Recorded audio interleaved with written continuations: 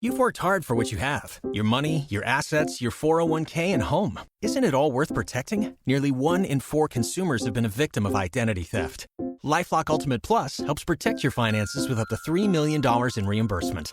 LifeLock alerts you to identity threats you might miss. And if your identity is stolen, your dedicated U.S.-based restoration specialist will work to fix it. Let LifeLock help protect what you've worked so hard for. Save 25% off your first year on LifeLock Ultimate Plus at LifeLock.com/aware. Terms apply. Welcome to the Attention Deficit Disorder Expert Podcast Series by Attitude Magazine. I'd like to thank you for joining today's ADHD Experts presentation titled Genes and the Environment, How Biology and Exposures Contribute to ADHD in Children. Leading today's presentation is Dr. Joel Nigg. Dr. Nigg is the director of the Center for ADHD Research at Oregon Health and Science University and vice chair for psychology in the Department of Psychiatry. He's a leading researcher in the field of ADHD and the author of more than 200 scientific papers related to the neuropsychological, cognitive, and temperamental correlates of childhood ADHD, to ADHD genetics, to ADHD environmental risks, and to brain development in ADHD. He's the author of Getting Ahead of ADHD, a book for parents that addresses standard and non-standard treatments and lifestyle and environmental modification approaches to ADHD. He also maintains a blog via Psychology Today. In today's webinar, we will discuss risk factors for ADHD. As you know, evidence suggests that ADHD is hereditary, but a growing body of research also points to environmental influences like stress, trauma, and toxins. Today, we'll discuss those and many others, their impact on the developing brain, and offer some actionable steps to maximize healthy development for children with ADHD. To kick off, we have a poll question for our live audience. We would like to know which lifestyle change or treatment option has improved your child's ADHD-associated learning and or behavior challenges the most. Please select your answers and you can comment in the text box below to tell us more. You'll see the results when you submit your response, and this will help us in the Q&A section to make sure we're getting your questions answered. So while you do that, a few notes.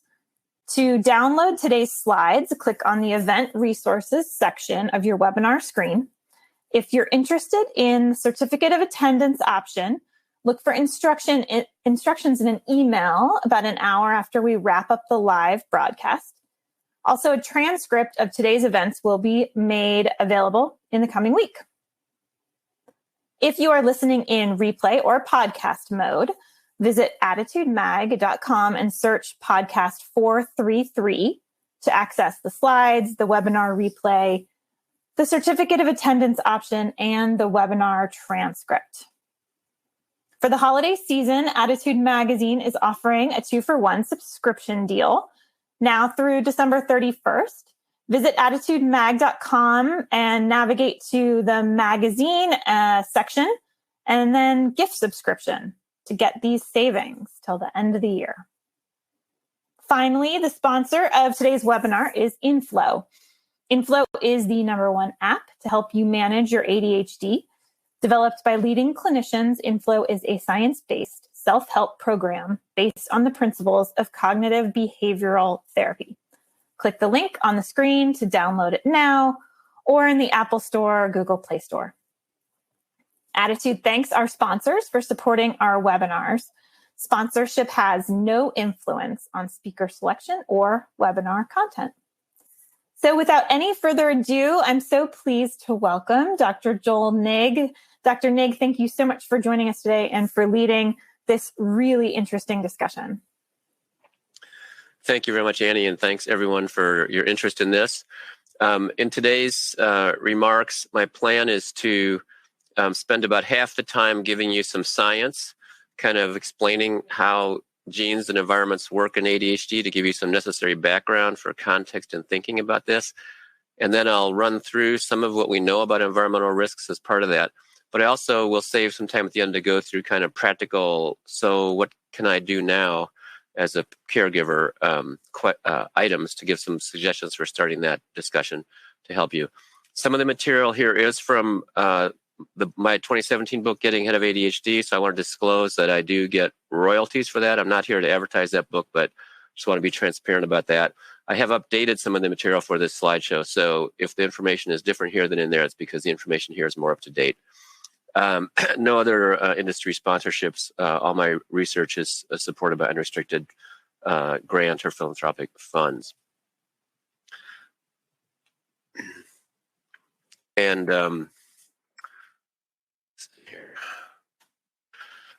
first thing I want to point out is that there was a time about 30 years ago when many scientists and general public thought that when the gene revolution started, that we would find a gene for ADHD, the gene for bipolar disorder, the gene for autism, and so on. That is clearly wrong. We now know after 25 to 30 years of extensive genetic research.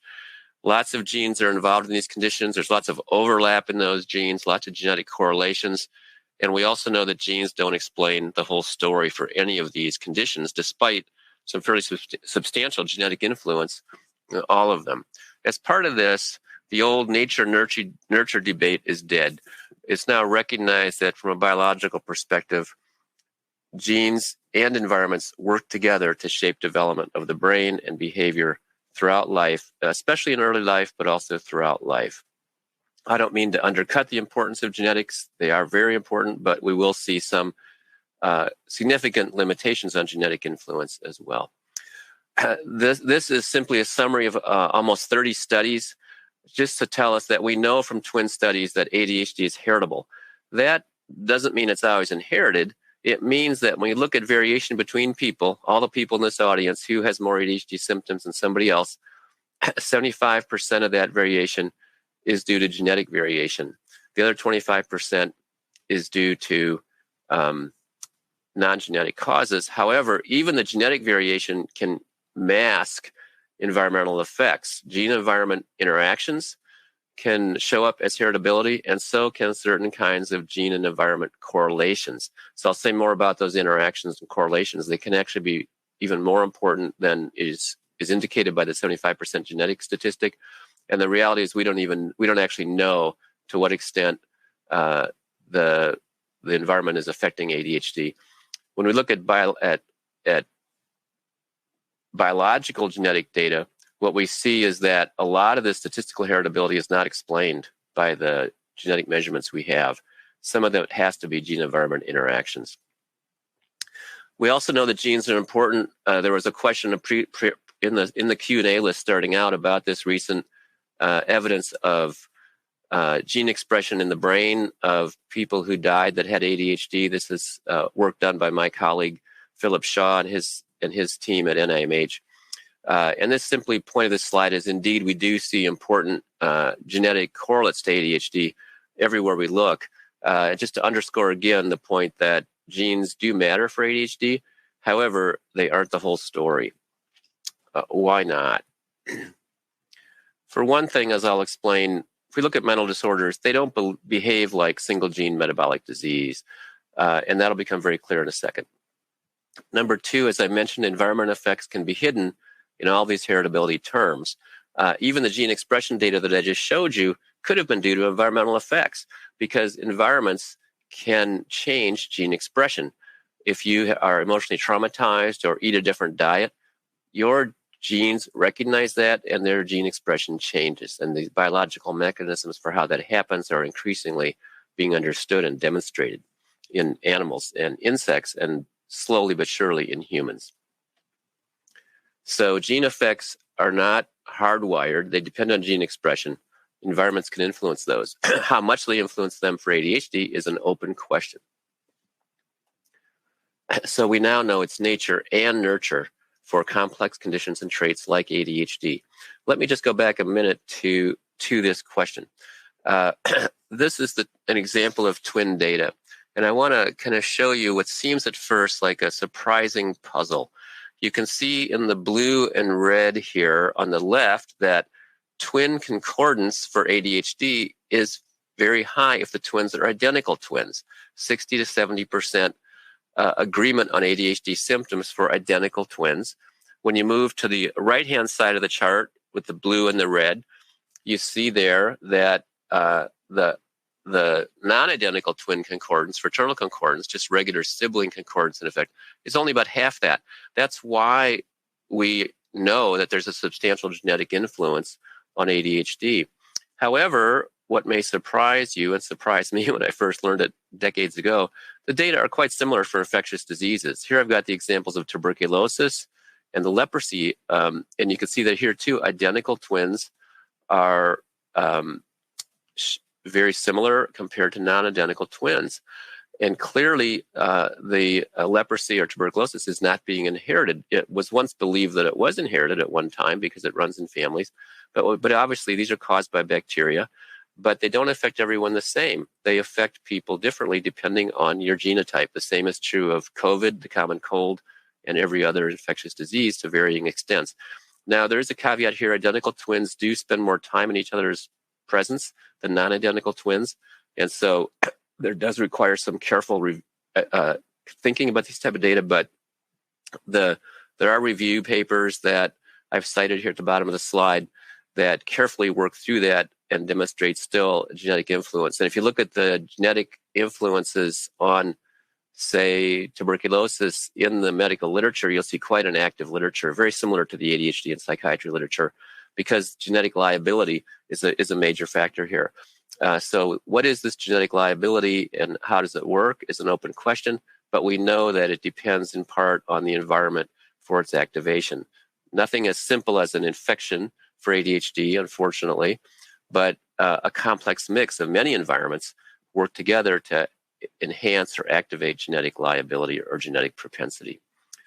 Let me also just briefly outline why we know it's not a single gene disorder just from looking at the condition. So we have two kinds of gene effects. We have single gene disorders, example is Huntington's disease, and we have complex diseases like diabetes, hypertension, psychiatric conditions. The role of genes is deterministic versus probable. You can tell epidemiologically, single gene disorders are very rare, complex diseases are common, and to see the same thing in family, sibling risk only slightly increased, identical twin concordance far less than 100%. So we view ADHD now as a susceptibility model or a liability model. The heritability or genetic effect is strong, but it's not determinative. Which environments do we look at is an important question, and one that is debated heavily in the scientific community, and obviously the field is vast for what we might look at. Clearly, we hear a lot about general distress on families, distress on civilization. I put this, may seem a little tongue-in-cheek, collapse of civilization. I know many people feel like we're seeing the collapse of civilization with so many crises going on in our society right now. But it's a real effect when there's economic distress on families or psychological distress on families. We see significant increases in mental health problems after public traumas like hurricanes or terrorist attacks. And we're seeing that with COVID, significant increases in psychological distress and mental illness, depression, even psychosis going up. And this lasts for a long time. So these are real effects when there are major stressors on the society. Pharmaceutical marketing has been written about by many people as a concern that we're artificially inflating this. Performance pressures on children starting school too young. These may be factors as well in why some children present with ADHD, but they are probably only a small part of the story. There's a big concern. I know many of you had questions and concerns about this going into this webinar about, am I causing the problem? Is it my fault as a parent? Is it bad teachers? Certainly, I think people who have not had a lot of experience with ADHD are eager to point to bad parents or bad teachers. And I'll say more about that later, but I'll tip my hand by saying that the answer is no, it's not, didn't come from bad parenting or bad teachers. It is true that teachers and parents often behave in ways that they probably shouldn't with these children. I will say that that's easy to do and very normal because kids with ADHD are difficult to manage. And so negative dynamics do occur, and that is something I will talk about a little bit later, but it's not where the problem starts.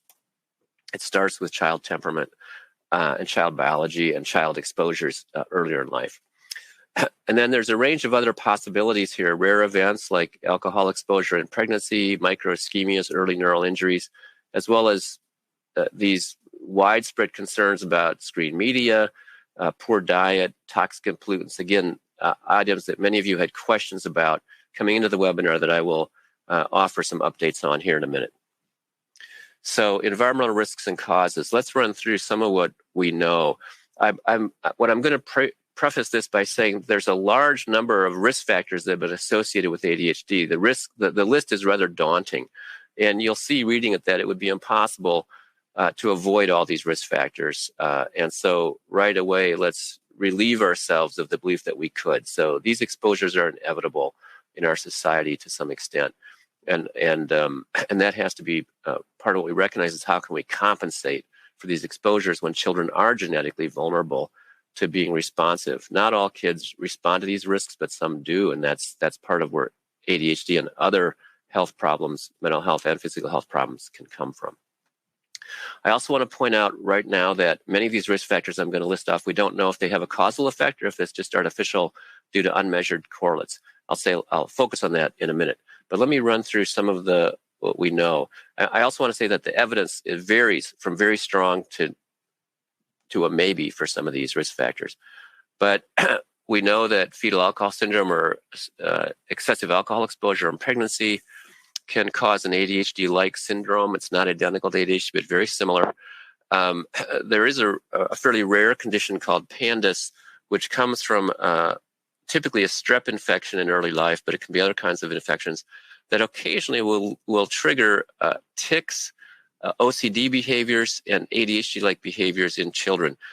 This is distinguishable from ADHD because it onsets suddenly after an infection, and because you see tics and OCD behaviors, obsessive compulsive behaviors, as leading indicators, not just ADHD. But I have had questions from parents about this. Could this strep infection have led to ADHD? It's conceivable, depending on the timing and the other symptom profiles.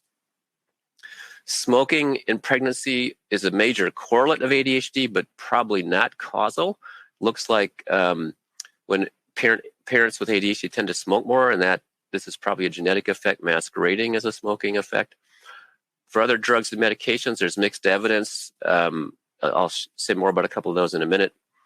We know that lead exposure, if it's high, can trigger hyperactivity. That's been a concern for 30 or 40, 50 years, and it's part of why lead restrictions have come online. But now we're learning that even very low levels of exposure have an effect on ADHD. And then very low birth weight and probably prematurity as well can lead to an ADHD syndrome. Again, none of these are specific to ADHD. Other outcomes besides ADHD can occur, other health outcomes as well. Say a little more about this in a minute. Another feature is maternal metabolic syndrome. There's a substantial association of maternal metabolic health. These are symptoms like obesity, hypertension, and so on in mothers are associated with increased inflammation in the offspring, in the fetus, and this inflammation can affect the brain. We're still learning more about how this works. In fact, it's a major focus of our research in our ADHD center at OHSU, is to understand this better, given that overweight and obesity are so difficult to avoid in our society. And again, I say this not to induce guilt, because we also know that many children from obese parents have no health problems at all. So clearly this is not a major effect, but it is an effect that's helping us learn about mechanisms. For all these effects, each of the effects are fairly small in isolation. They're not the whole cause. They're not a sole explanation. Maternal exposure to stress or trauma, if it's high, can influence offspring behavior and temperament. Delivery complications are a major one for a lot of this. We see kids who've had oxygen deprivation at birth or distress at birth and then show up with some attentional symptoms later. Low birth weight, as I mentioned, is well established. risk factor that appears to probably have a significant causal influence in those cases. So there is a subset of ADHD cases that are coming just from very low or low birth weight. Delivery, premature birth, similarly is emerging as even when birth weight wasn't low, if it's too premature, I'm not talking about a couple weeks, but significantly premature, can have an effect. So there's quite a lot of interest in the maternal health and delivery health here. And again, I know this can be a source of regret and second guessing for parents. I understand and sympathize with that. I encourage those of you who've been through this not to get too troubled by it, because again, the majority of kids with these experiences don't develop ADHD. There still has to be some other vulnerability or some other factors combined with these things in order for ADHD to emerge. These are not all by themselves the entire explanation in general. If you have a very significant deoxygenation injury at birth, that may be the story, but even then, some children will have that same effect and not have ADHD. You still have the genetic liability going with it. After the child is born, there are other environments that can have effects and be ongoing, which opens the door to some protective things that parents can do that I'll talk about. Sleep problems, surprisingly common. Most children with ADHD have some kind of behavioral sleep problem. Problems going to bed, problems staying in bed, problems staying asleep, contentious bedtimes, leading to a vicious cycle of poor sleep and worse attention. This gets particularly significant as children get older into the teenage years and their own sleep cycle conflicts with the school schedule. Endogenous sleep disorders are also slightly elevated in ADHD, but still not the majority of cases. But there are treatments that are very effective. Counseling treatments are very effective for sleep problems that can be addressed. Nutrition effects are emerging increasingly, where we see kids with ADHD have lower vitamin D or lower omega-3 or lower ferritin, or are exposed to excessive synthetic food dyes. Again, each of these, there are food allergens, food sensitivities. Again, each of these effects is very small in and of itself, not enough to explain your child's ADHD. What we think happens is these all add up over time. It's kind of like asthma. Multiple exposures accumulate until it goes over the top and the child begins to exhibit problematic symptoms of inattention, behavior, emotional dysregulation, and other difficulties. Toxin exposures, many of you asked about this. They are a concern. Lead levels, even at the levels that are average in our population. The United States has one of the lowest average lead levels in the world due to our excellent environmental protection laws on lead that have been established over the last 40 years. But even so, the lead is still there. Lead stays a long time. When we looked at lead levels in 300 children, just from the general population, of whom half had ADHD, all of them had detectable lead levels in their blood, even though those levels are within the quote-unquote safe level. And those effects are related to their ADHD. I'm going to come back to that special case in a minute because we know a lot about lead. But other kinds of air pollution are starting to raise concerns. Nitrous dioxide appears to be correlated, although it's still unclear. Persistent organic pollutants, and so on. So there's lots of evidence for pollutants to be correlated with ADHD. We don't know for a lot of these whether they're causal. And I'll again come back to that question of was it really causal or just a correlate. Closed head injury, traumatic brain injury can certainly create a very ADHD mimic syndrome. And this is complicated by the fact that kids with ADHD are more prone to have head injuries.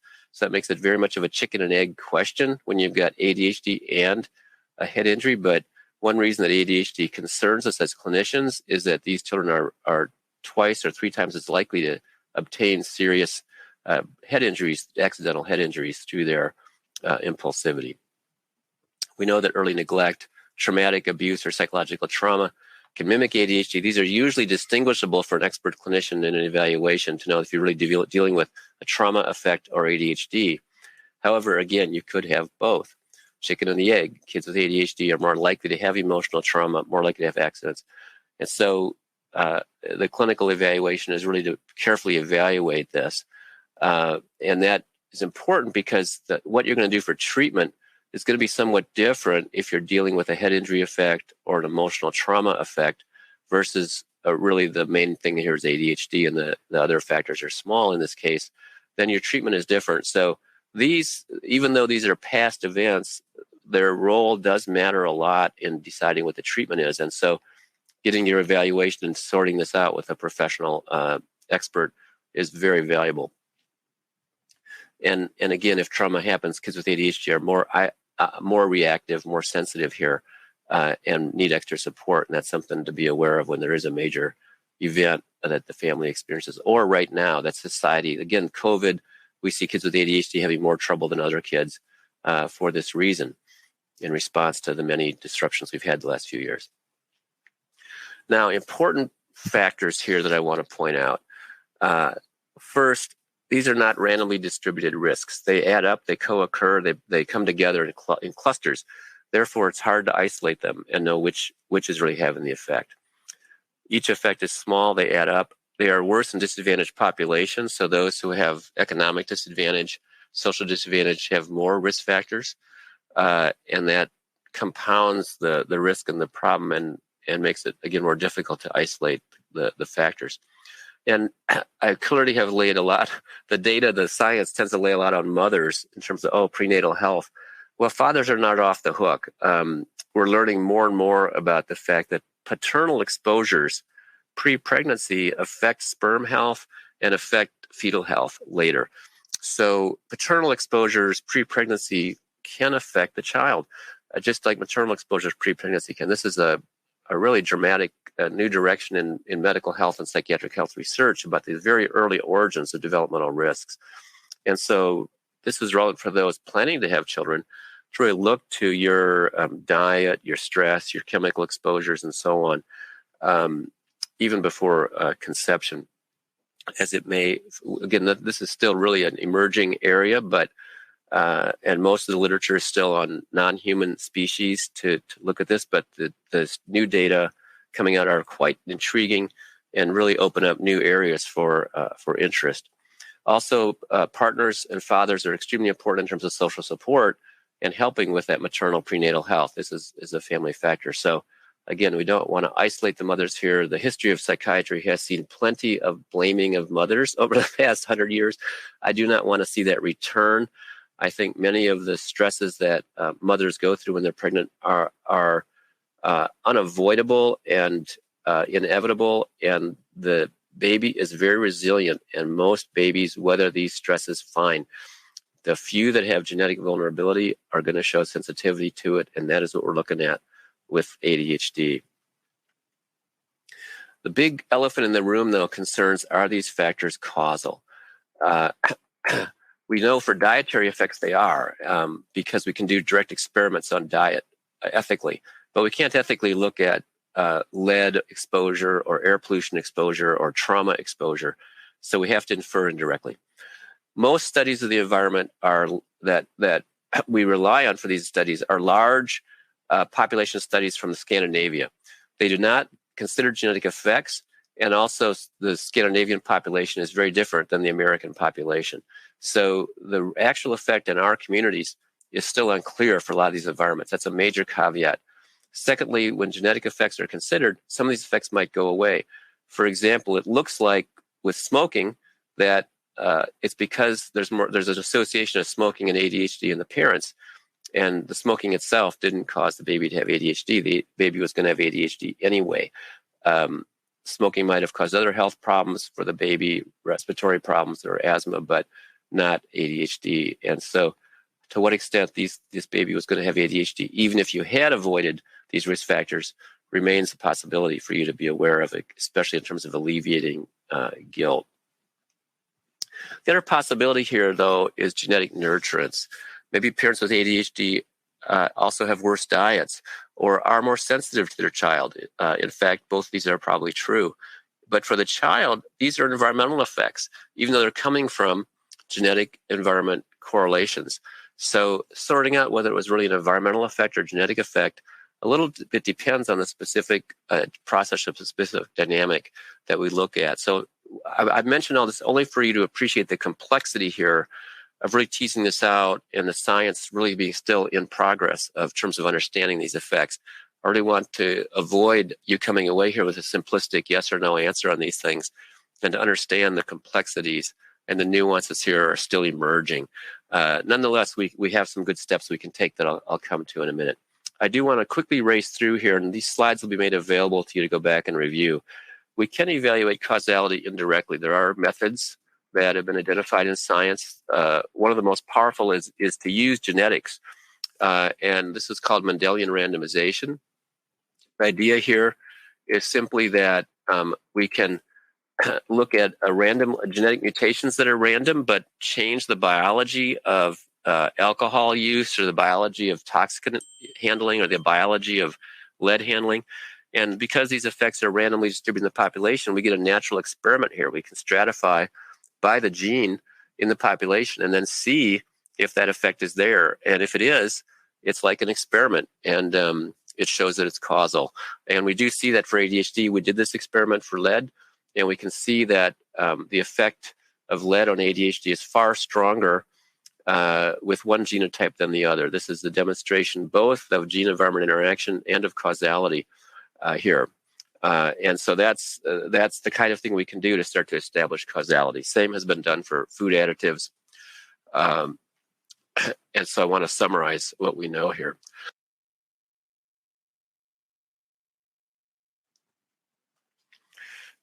So some things we know do have a causal effect. Lead, food dyes, omega-3 supplementation, as well as omega-3 shortfall in the blood, low birth weight. On the other hand, social disadvantage, we have no idea what the causal role is there. Breastfeeding looks like it's probably not causal from a study that we did, even though less breastfeeding is associated with more ADHD, but that's probably not a causal. It's probably backwards causality, where kids who are going to have ADHD are harder to breastfeed. So we're still learning what's causal and what's not. And again, the causal role here is not that this is the whole cause. It's one piece of the cause, along with other causes that accumulate, genetic and non-genetic. So I want to get into, some of what we can do about it. Stress, some definitions. There's negative stress. There's positive stress. There's traumatogenic context, like it's ongoing, as well as frank trauma event here. And again, these slides will be available. I'm moving kind of quickly so I can get to some of your action steps and questions.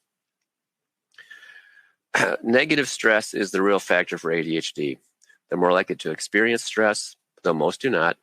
More likely to develop PTSD if they do experience a traumatic event. Less prepared to cope. And so we get a triple risk there. The same is kind of true for gaming. Here, the data are less clear, though. We don't know the strength of effects. This is a brand new area to what extent social media are having an effect on ADHD. We do see some probable effects emerging. These are preliminary, but they are warning shots for us as parents to be attentive to the potential effects of gaming. There's quite a bit of evidence linking violent content with increased aggression in vulnerable children. Example, kids with ADHD. Social media excessive use, how is that defined? Remains a question mark. It seems to be associated with negative mood and depression in children, especially adolescents, especially girls. But again, we don't know the causal direction. Is this because depressed kids use social media more? That experiments are still being done. Does total screen use contribute to inattention? Maybe a little, not a major factor, actually. It's more of a factor for social development. It can increase the risks of exposure to negative socialization, negative peer interactions, and it can also displace other positive effects. The idea of gaming addiction is a common question. Can gaming actually become an addiction? Many people think it can. This is an area that's receiving increased scientific scrutiny and prioritization at NIMH and in the fields of psychiatry and psychology. Stay tuned for, I think, what are going to be some very helpful studies on addiction and gaming in the next couple of years as this gets much more scrutiny, much more funding to understand it. Preliminary effects suggest this can happen and truly be like an addiction that requires addiction-like management. But I would say that ultimately, the magnitude of this is still emerging, but certainly if it does occur, kids with ADHD are vulnerable to this because of their weak control of their attention and the ease with which their attention is captured by highly rewarding frequent response experiences such as this provided by social media and gaming. All right, does parenting cause ADHD? No. This can be done by randomized trials. You can swap teachers in and out of classrooms, swap kids in and out of classrooms. You can swap parents in and out of rooms with kids, etc. And you can see by experimental control that the behavior of the adult is affected heavily by the behavior of the child. And so that parents who seem to be doing poor behavior with their own kids with ADHD do fine when you put them with kids who don't have ADHD. Teachers who seem to do badly with a child with ADHD do fine with other children. It's that the child does behaviors that are overwhelm the parenting or teacher's skills and lead to a negative dynamic that can cause the problem to worsen, but it is not where the problem starts. The one exception is in very early life. We really don't know in the first 6 or 8 months of life what parenting effects have on the development of attention and self-control. That's a wide open area that we're actively studying. But for about 4 or 5 years of age and above where this has been studied, we kind of know the picture. Parents can get caught in negative loops. And believe me, as a parent, this can happen with any child, whether they have ADHD or not, but it happens more with ADHD kids, and it can make the problem worse.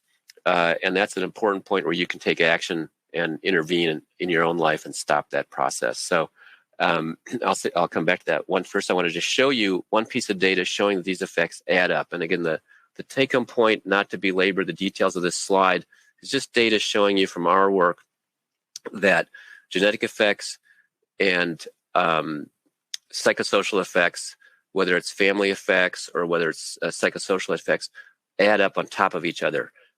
Whether they multiply, they add up. So it's the accumulation of these different factors that matters. All right, let's get down to what can we do in the last few minutes here before we go to Q&A. There's quite a bit you can do. The first thing I want to say is things that happen in the distant past that are done are done. I strongly advise all parents, all people, don't belabor the past when you can't do anything about it. It's done. Move forward. There's still a lot you can do to move forward positively, and that's the place to put your energy. Regret does not do us a lot of good. Forward hope and forward action is the way to go. And we see that in therapy every time when we can get ourselves and our patients to look forward with hope and positive steps, we can see positive change no matter what the past was. So I'll give that little pep talk, that little philosophical pep talk there ahead of time, but it's a science-based we know from research that what I say is true on that point. I'm not just saying that as a philosopher, but data shows that looking forward hope has a positive effect all by itself. All right. We know from studies of ADHD treatment that the best results come from treatment with medication plus family intervention and counseling. When the parents are counseled, what is it about the counseling that helps the most? It's parents can reduce, we can all reduce our negative behaviors with our kids, our criticizing the child, giving them negative feedback, or yelling at them. These behaviors, if they're reduced, the meds work better and the effect is stronger. So parent coaching on this, parent counseling on this can be very effective. There are well-established tactics that therapists can do. I know these days it's really hard to get in to see therapists, but there are self-help books that you can get to do this as well. But this is a key step where you have a lot of power. Again, no self-blame. This is normal. It's almost universal with ADHD to get into these negative loops, but you can break out of it, and that can be very successful. So these are the kind of basic actions, basic elements of success here. The concept is to be planning ahead and not be surprised, to already know what you're going to do. The behavior is predictable. You know what's going to happen again. You plan ahead what you're going to do. With a therapist, you can fine-tune your response. The first thing you try may not work. The self-care is very important, and I'll emphasize that over and over again. The more stressed out you are, the more stressed out your child will be, and the more you'll get into a negative cycle.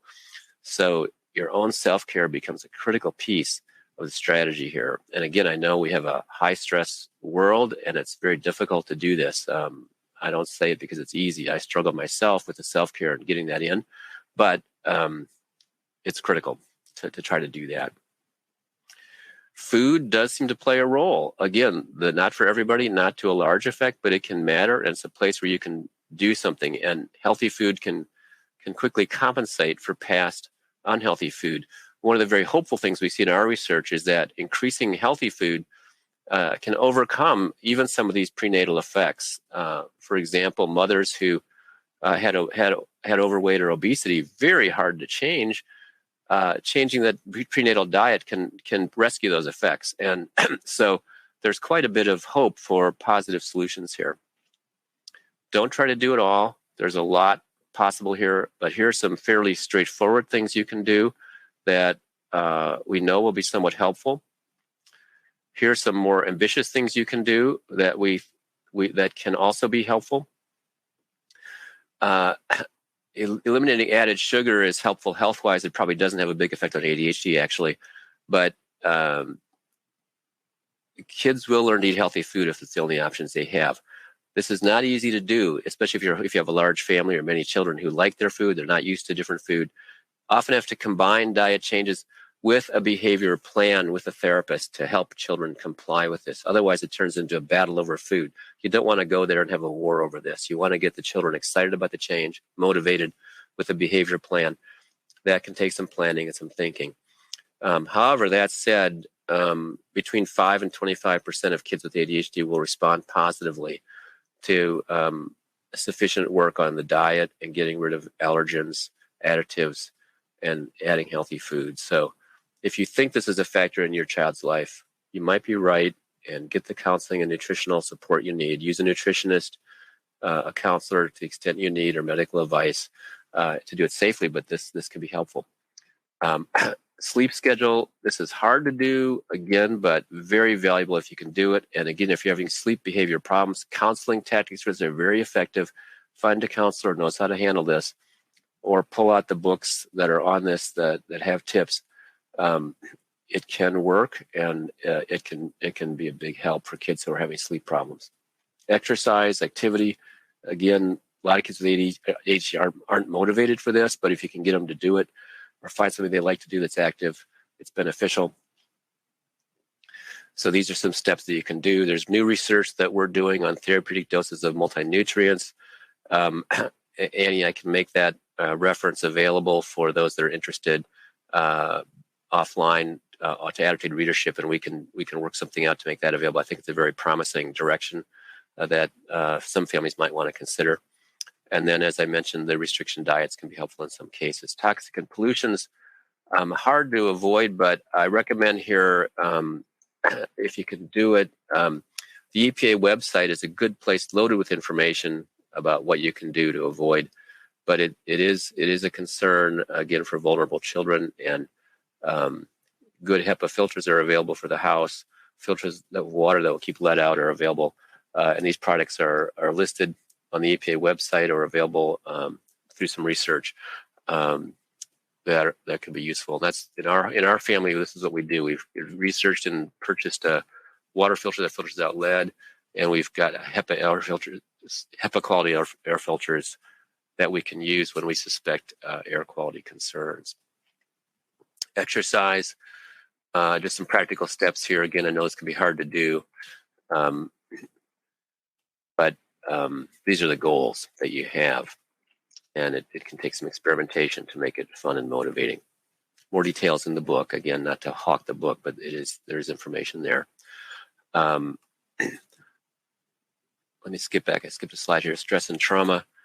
I've seen many parents and families where recognizing your own history of trauma and stress has been neglected, and going back and attending to that with a counselor, self-help group, very valuable. Social supports are critical and irreplaceable here for reducing stress. There are cognitive strategies that therapists can help with that can turn stress into a positive, being a survivor, being tough, overcoming, reframing it as an opportunity. Exercise can actually reverse the biological effects of traumatic events in the body, believe it or not, and that can then help the brain heal and the body heal. So again, there's almost a medicinal benefit to sufficient exercise. Maintaining that calm tone in the home, getting rid of high intensity, very hard, but again, can be done with some counseling and some focus, can be very valuable. Again, getting the correct assessment counseling for trauma, the approach for trauma is very different than what you do for ADHD. And it's very important to have that sorted out in a good assessment if in doubt. Technology, the real critical element here is parent involvement. Where we really see problems is when parents have thrown up their hands, given up, let the kids do whatever they want. Stick with it, try to get involved, and create some kind of agreement with your child about how much they're going to use and how to stay safe on the internet and with social media. Trying to stay involved as a parent is the critical piece. So take-home points here. Not a simple thing. Appreciate the complexity and the nuance here, that it's genes and environments. Genetic effects are real. It's hard to make these changes. Don't blame yourself if you can't get it right away on the environment. It's going to be partial. You may always have some tendencies here for ADHD. Not all the risk factors are causal. So before getting too guilty, recognize that many of these, your child may have an ADHD anyway. The risk factor all by itself usually isn't the whole story. On the other hand, the sign of hope is that environments do matter and they can make a difference. And even doing a little bit can help because the effects are probably additive. You can't do everything, but the little bit you can do may bring some benefit, even if all you can do is add omega-3 supplements, or all you can do is add some more extensive exercise and activity. Those things alone can bring some degree of help. Parent self-care, parent behavior matters, and so you do have the ability to get some gains here on some of the problematic behaviors. I should stress that things like defiant behavior versus inattention don't all respond the same. So depending what behavior you're concerned about, that's what to focus on in terms of what you do. All right, be kind to yourself, be kind to your child. Don't be guilty. Look forward with hope and optimism, and things can get better. All right, I have saved the rest of the time for discussion, and thank you for your interest, and the slides will be made available. Wonderful. Dr. Nigg, thank you so much. That was incredibly informative, and we do have a lot of questions. I will very quickly thank Inflow one more time for sponsoring this webinar, and then I will get right into it. Our survey revealed that almost half of you said that stimulant medication was the most helpful in managing your child's learning and behavior challenges associated with ADHD. Number two was, not surprisingly, improved diet, exercise, and sleep. So I wanted to follow up on, you had mentioned targeting perhaps the elimination of 6 allergenic foods. Could you give us just a quick overview of what those are and why we would target those foods? Yeah, I was afraid you were going to ask that because I was trying to look them up real quick. Let's see if I can get it here. Shellfish, peanuts, eggs, dairy, and there's 2 others, and now I'm drawing a blank. So we'll have to make those available offline. Why don't we, Annie, plan to add them to that slide before we upload the slides for public viewing, and they'll be there. Right. Okay. We can do that. But sometimes it's also the food additives, and so it's very hard to identify food sensitivities. But definitely diet, sleep, and exercise are the big 3 for lifestyle change. And it's not surprising that stimulants are half the sample, because the literature certainly shows those effects are the biggest.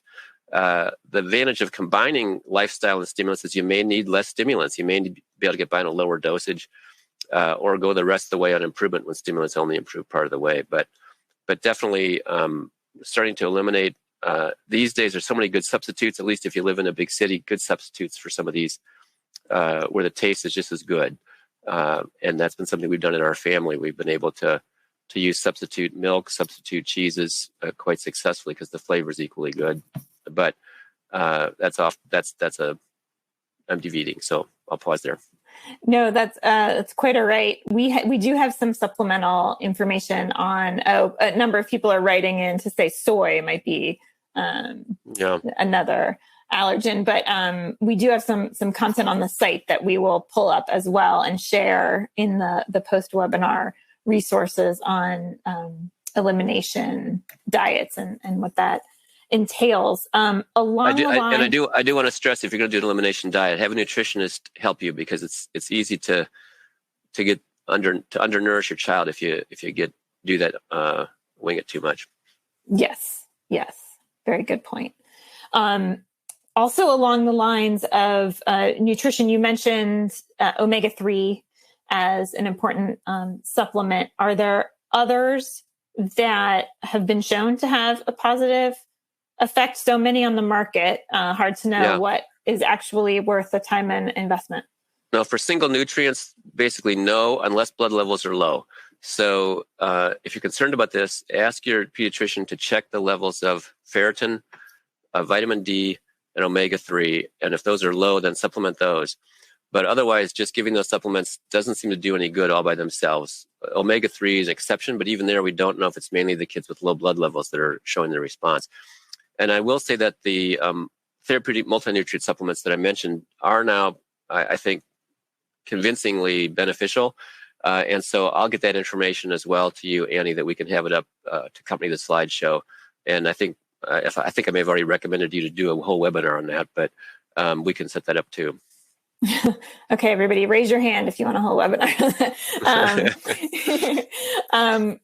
And then another topic of great interest here today was caffeine. You mentioned that can have detrimental effects potentially. Many people wrote in to say that small amounts of caffeine have been beneficial to them or their children. Is there enough evidence to suggest that they should cut out caffeine altogether if it seems to be helping them? Yeah, great point. And caffeine is such an interesting topic. And I've looked into it at length and written about it a fair amount. The active ingredients in caffeine are clearly beneficial for attention. And work is being done to develop medications based on that without the negative effects of caffeine in coffee or tea. So it's certainly believable to me. And I think I could see where caffeine does help. That's why people drink coffee. I mean, it does help you focus and be alert, and it can help children the same way.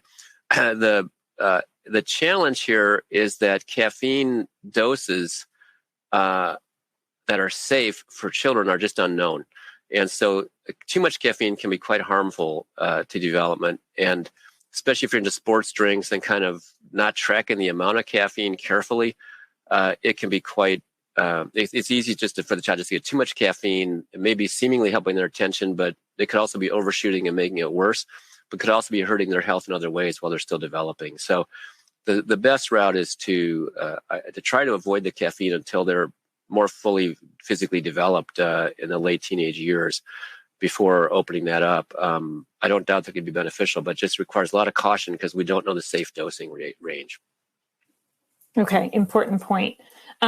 And this one, the impact of trauma we've seen at Attitude has been just much more widely understood, discussed, appreciated, and especially in the last few years in the context of COVID. And a lot of people here today saying that they feel as though their child's symptoms have exploded in the last 2.5 years. And you spoke a little bit about this, but could you offer next steps for parents who are left wondering, is this trauma, and should we seek, as you said, a different treatment plan for our child? Or is this simply ADHD exacerbated by, puberty or just normal child growth?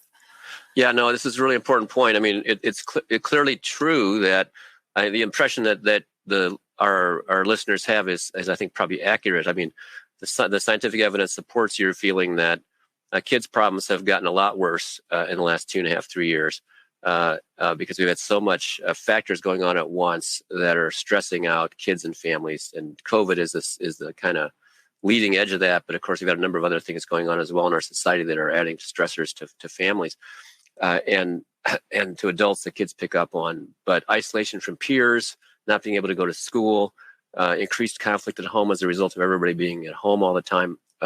All these are factors. And there's two things to think about here. One is, are you really dealing with kind of a chronic stressful situation? So it's not truly traumatic, but it's chronically stressful. If that's the case, then as you can reduce that, chronic stress, the behavior should go back to baseline. However, if you can't reduce that stress, which of course many of us can't right now, then it's the compensating factors that you can do to reduce that. That means increasing support for your child through your increased time with them, your increased cognitive coaching of them. Look at how you cope successfully. What do you tell yourself that helps you cope? Help your child use those same tools, because they don't have the same ability you do to think of ways to rethink, reframe what they're facing, change their attitude. They don't have that same kind of that same ability to self-actualize that you do. And so you can help them with that by kind of being that for them, being that voice for them. Giving your child a sense of confidence and competence in their life is very important. But that social support, that social relationship, facilitating that is also helpful. If it's a true trauma that, where they're really showing nightmares, flashbacks, avoiding situations that remind them, and so on, those symptoms, or having true panic attacks when exposed to the traumatic event, whatever it may have been, then that's when you really want to get that differential diagnosis and really determine whether you really need to modify the treatment plan to really address that more than the ADHD as the leading problem. Okay. Let's see. A couple big ones I want to get to. You talked a good deal about lead and how lead exposure can have an impact. So someone wrote in to saying, do you recommend pursuing blood lead testing for children with ADHD? And is there a protocol for detoxing heavy metals? Could this be helpful? Yeah, this is a really good question. I mean, certainly getting that lead test is probably worth doing, just to make sure you don't have super high exposure. Especially if you live in an area, some communities do have high exposure. Flint, Michigan, some areas in Louisiana. There's various parts of our country where there's still quite a lot of very high lead exposure, and it's worth getting tested to see what your child's level is.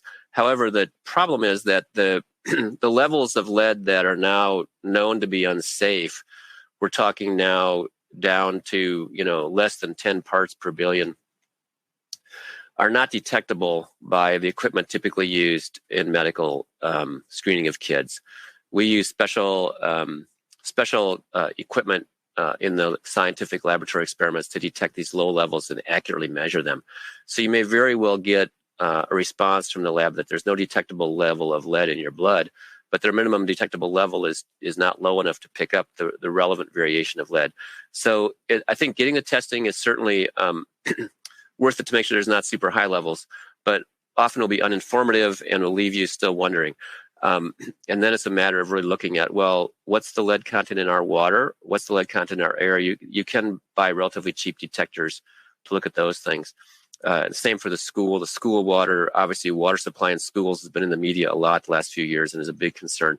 For detoxing lead for kids, I think unless the lead is so high that the child is physically sick, if the child's not physically sick from the lead, then I wouldn't pursue the chemical detox. It's kind of like giving your child chemotherapy to detox from lead, and it's the treatment itself is so dangerous, it's not worth it. It's better to avoid ongoing exposure and work on other ameliorative actions. Healthy diet, vitamin D and other vitamins and nutrients, our iron, making sure iron is adequate. These things can help minimize the effects of lead actually quite a bit because of the way lead is metabolized in the body. Vitamin D and iron in particular are important. And this might be part of why low levels of vitamin D and iron, or specifically ferritin, are also being associated. So best thing to do is to work on reducing lead exposure through the school and through the home as best you can, and improve that healthy diet, and definitely rule out high exposure if you see physical symptoms. Your pediatrician, though, should be able to tell you if that's possible from your child's physical health, and probably follow pediatric recommendation on whether the testing is going to be worth it. Okay, great. Now, we mentioned at the outset here, and you mentioned that some of the resources today came from your book, Getting Ahead of ADHD. Parents are wondering if you have other recommendations for reading materials that can help them with next steps? Yes. There certainly are a lot of good ones right now. It really depends on the particular area you want to look into. For example, there's several very good self-help books for parents to manage ADHD. Russ Barkley's book for parents, Getting Ahead of ADHD, or Getting a Handle on ADHD, is a very helpful starting point for the parenting side of this. I think for the environmental toxicants, I do think the EPA website is not a bad place to start, although it does take some digging and poking around there to find what you need. There's many environmental advocacy groups that distribute. Here in Oregon, we have a group called the an environmental group that distributes stuff on their webpage for reducing pollutant and toxin exposure. So your local state probably has the Physicians for Social Responsibility group or another kind of environmental advocacy group that may have material on their website for household cleaners, household chemicals, and managing that kind of stuff. For diet, very tricky. There's a major book out recently. I'll get a couple of these resources to you, Annie, and again, we can add them to the notes for the slideshow. Perfect. So unfortunately, we have run out of time, but thank you so much, Dr. Nigg. This was incredibly informative. We appreciate your expertise and your time today. And thank you to everyone in the Attitude community who joined us today. We hope you'll come back. And as always, you can visit attitudemag.com to get updated on upcoming webinars, as well as our latest articles and research updates. If you are listening in replay or podcast mode, visit attitudemag.com and search podcast 433 to access the slides, the webinar replay, the certificate of attendance option, and the webinar transcript. Thank you again, Dr. Nigg, and thanks everyone for joining us today. We hope to see you again soon. For more Attitude podcasts and information on living well with attention deficit, visit attitudemag.com. That's ADDITUDEMAG.com.